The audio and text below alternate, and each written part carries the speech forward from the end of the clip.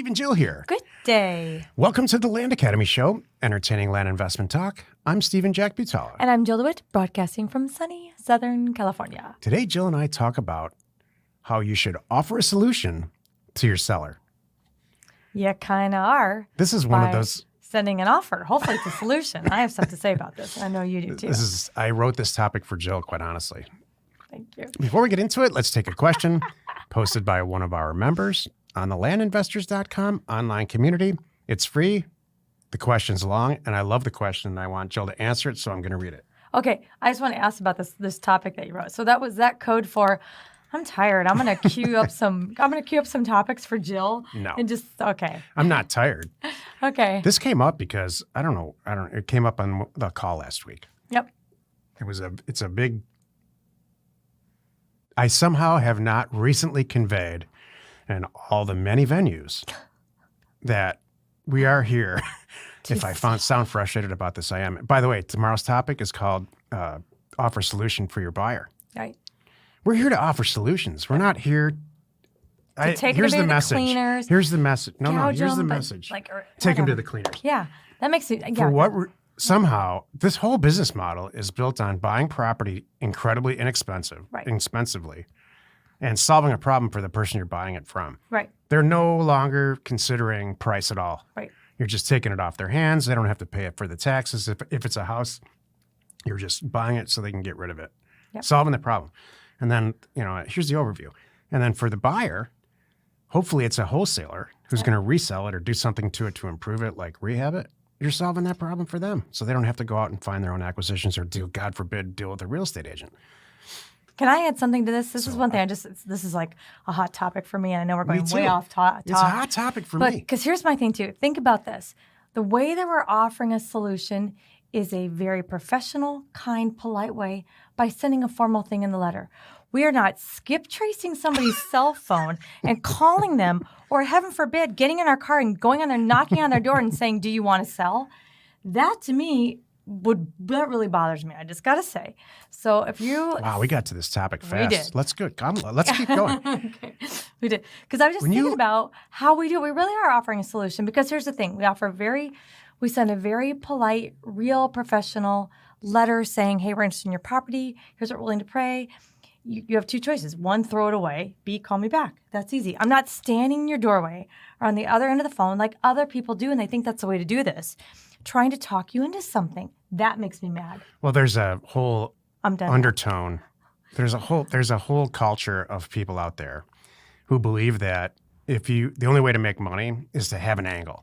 Yeah. And to come in at it some way and really kind of put the screws to somebody and make sure that they're kind of you pull the wool over their eyes a little bit. Yeah, look what I got. That's not what Land Academy is about. No. That's not who we are about. It's never been about that. But not us. sometimes there's members who are vocal about that.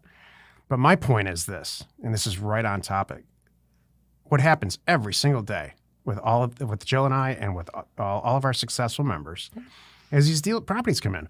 They come in and you're staring at a property that is, with a signed purchase agreement for a property that's worth half. Right. Maybe it's a property that's worth $100,000 and you're about to buy it for $30,000 or $40,000. What do? Right. Of course you buy it. And then you get to thinking, and this happens to every single person, including me. Well, it's worth $100,000. I'm going to ask $100,000. Right. And that is where you fail. Trust me. That's more tomorrow's show, isn't it, for the solution for the buyer? Yep. I love it. It's a perfect overview. Chris Dwyer asks, I'm new to Land Academy and thinking about joining the program. Before I do, I'd like to ask the community a few questions to see if it's a good fit for myself and for my wife. Our reasons for doing this revolve around earning additional income to accelerate our path to financial independence and ultimately creating a lifestyle that allows us to enjoy more time with our kids and our family. I can tell by the way this is written, you're already going to be successful. Yeah. We both work full-time jobs. We have 2 preteen kids. We can carve out about 5 to 10 hours a week for land investing. We have good income, save a chunk of that, and we have access to capital as a result. Our goal is to replace our current income with land investing, which will allow us to quit our jobs and work on our schedule, our own schedule. Is 5 to 10 hours enough time to make this program work on the outset? I think he means in the beginning. What are the main reasons people flourish or fail? Why would you choose Land Academy over other land investing programs, the ones that are out there? And if we wanted to invest in our home state of Pennsylvania, are there any statutory reasons that would prevent us from either flipping land or selling on terms? Thanks in advance for your time. I think this is what you and your team answer this question 50 times a day. I know. Will you go back? I kind of want to hit the questions one by one so we don't miss any, because that was really, really, really good. I'll ask you, okay? So first of all, Chris, I think it is, thank you for taking the time to really put this out there and ask all the questions that are obviously on your mind, and I get it. And I think you're coming at it for the right reasons. You're not coming at it like crazy, like I want a Ferrari or something silly. Exactly. You know, I want some breathing space for my wife and I. We want to, eventually be able to take some nice vacations, maybe replace a job or something. Maybe my wife can stop working or whatever it is, or just to, you should say quit our jobs and work on our own schedule. That's a great plan. So just like anything, beginning is 5 to 10 hours enough to make this work at the beginning. Just like anything, when you start something new, there is going to be some time up front. There is going to be a learning curve, and I'm glad that you're planning that. If you both sat down and carved out, let's say, 10 hours a week in the beginning, you could spend 2 weekends, and I like this too, by the way. There's a lot of people in our world that are like this.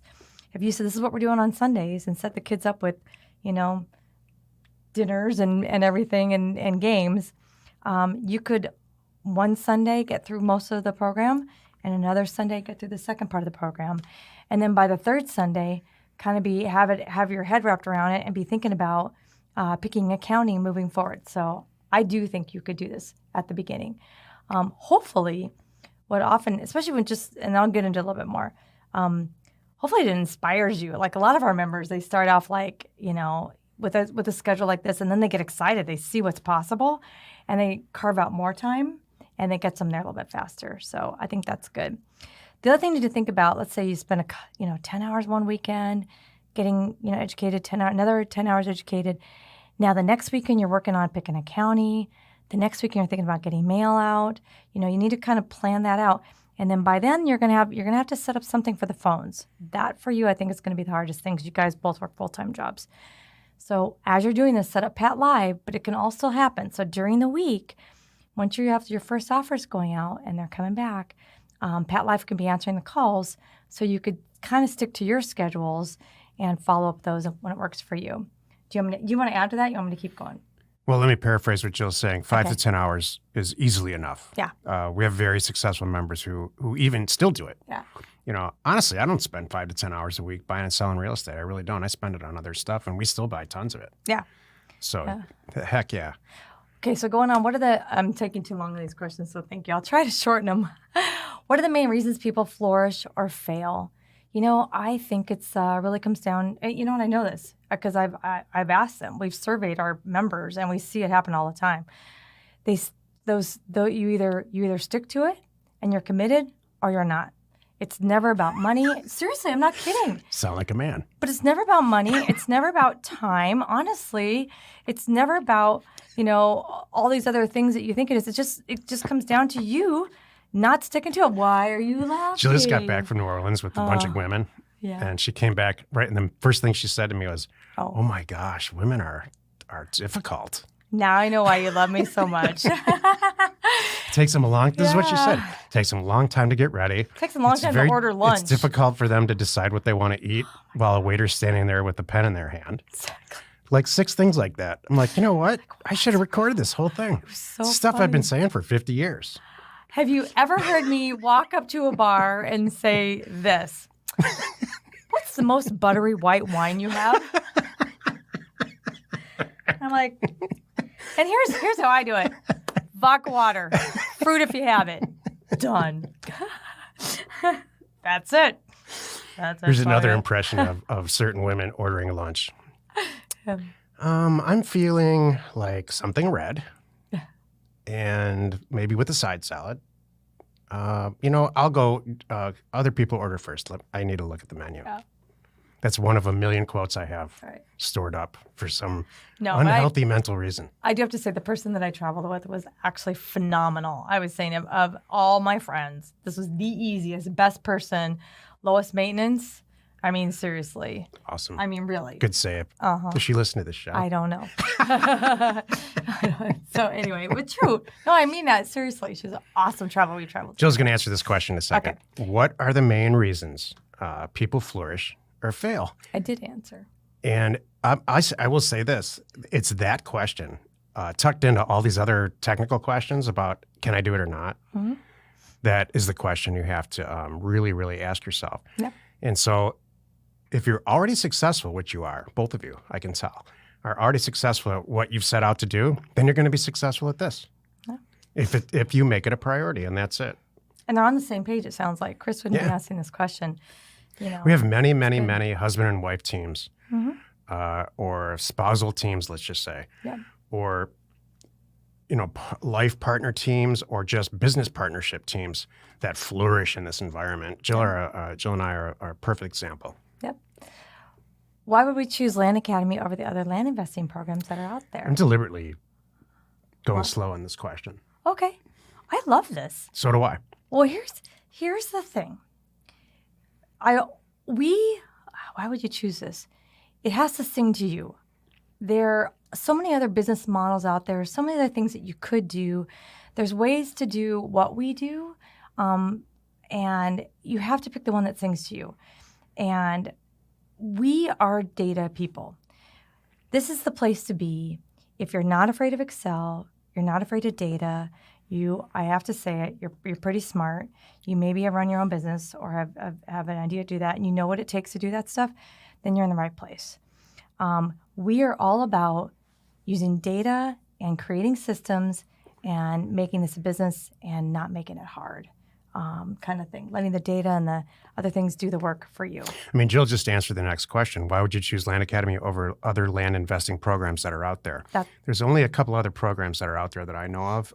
One of them, the big difference is this, without going into any detail.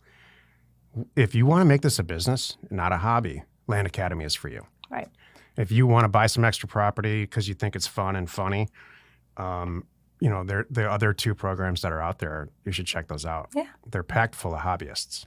What I love too is I'll be honest. I have a lot of people that have come in our group that came from other From them. programs, and they got to the point where like, this was great. I got my feet wet, and it kind of gave me a little dance along the top idea of how this works and one way to do it. But gosh, now I'm ready to grow my business. I need to take it to the next level, and I still have some questions, and there are no answers there. Yeah. So then they came to us. They're like, oh, okay. Now I get it.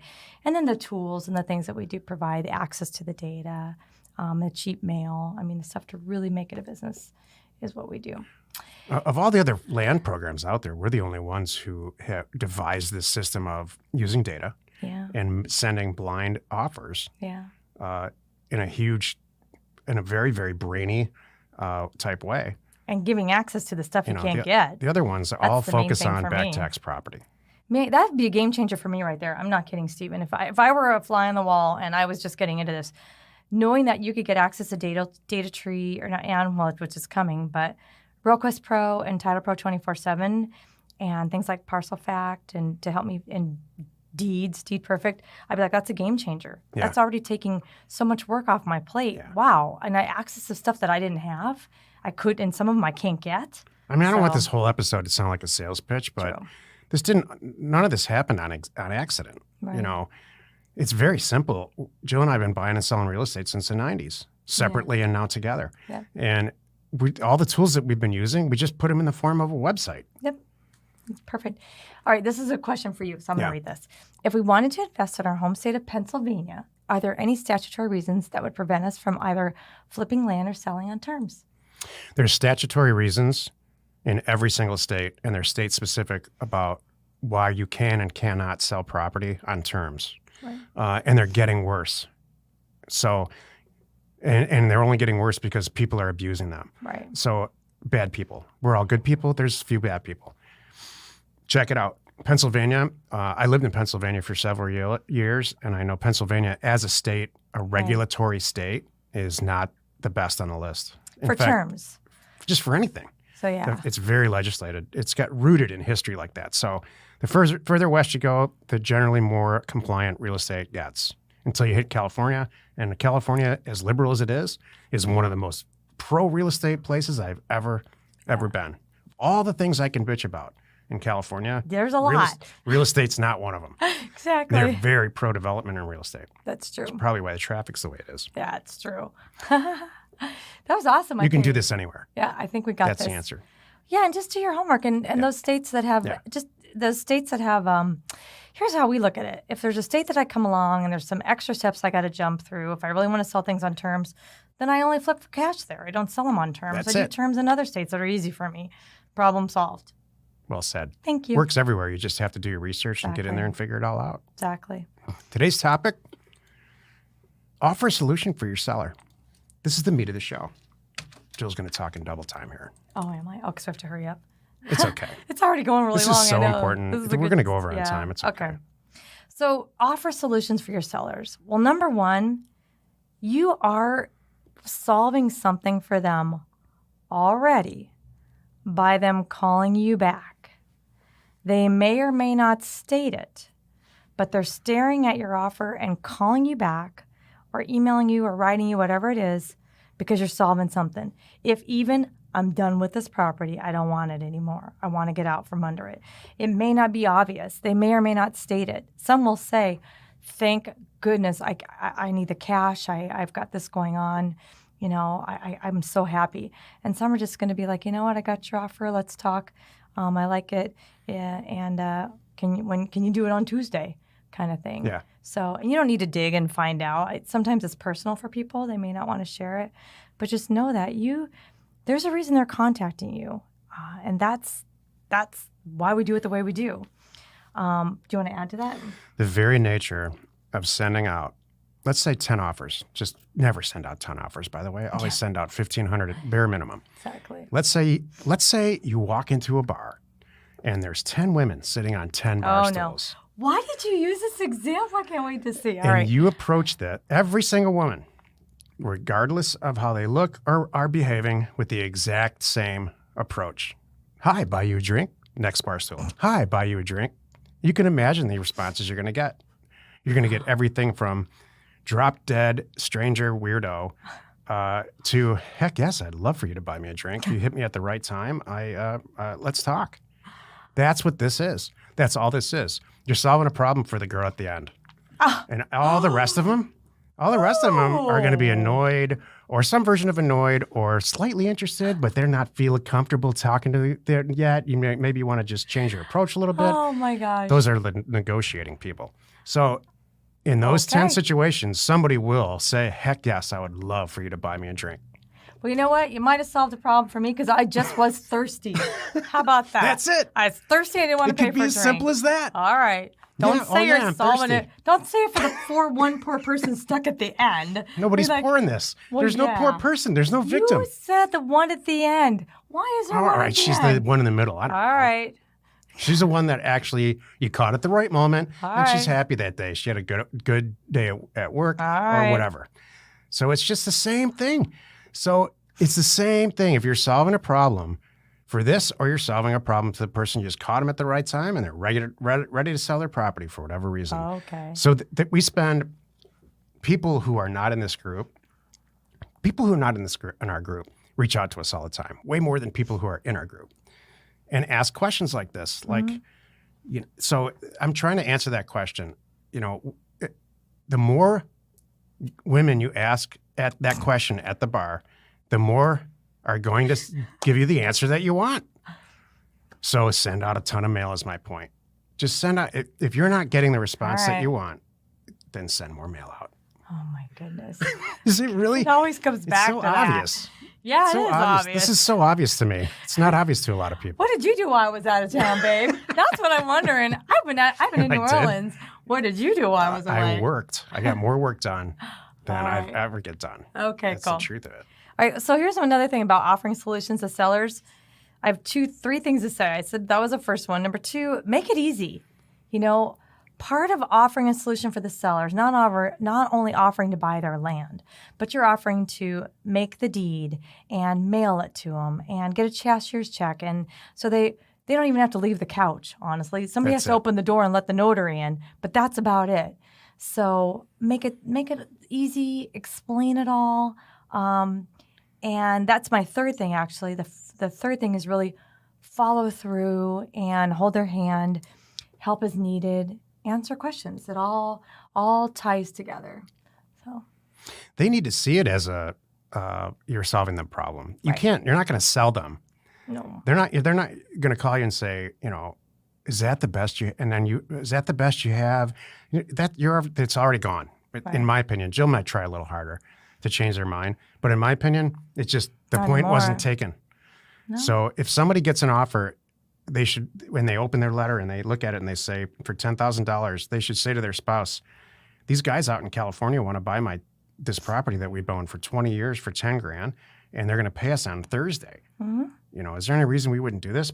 And the husband should say, "Oh my gosh, they're solving our problem. Right. We need $10,000 anyway, or exactly. We're not going to use that property anyway. I've been thinking about this for a year. Yep. Or, I thought son Johnny was going to use it, but he's not. Yep. So you solved it by them opening it. Yep. You're not going to sit there and talk them into it. It's ridiculous. That's right. You're not going to. Don't even think you are.